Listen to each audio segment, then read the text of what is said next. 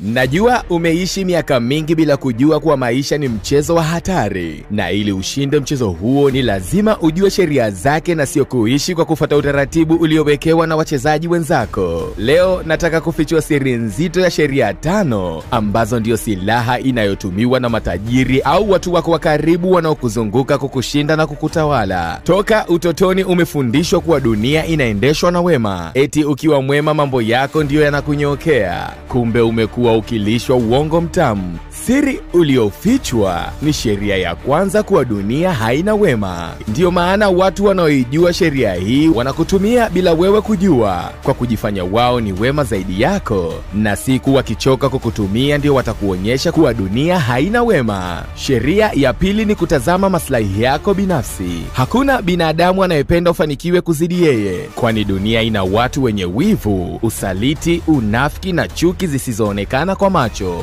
Sheria namba 3 ni kukubali maumivu ya leo ili kupata raha ya kesho. Kamwe usikubali kuuza leo yako kwa kudanganywa kuwa kesho haiwezi kufika, au kwa kupewa ahadi na yule anayetaka kuitumia leo yako. Sheria namba 4 ni kuwa peke yako. Epuka kujificha kwenye kivuli cha kundi. Epuka kufanya mambo kisa wengi wanafanya, maana watu wengi wanaogopa kufanya vitu kisa wengine hawafanyi, bila kujua wanachopoteza ni nguvu ya kukubali kuwa peke yako.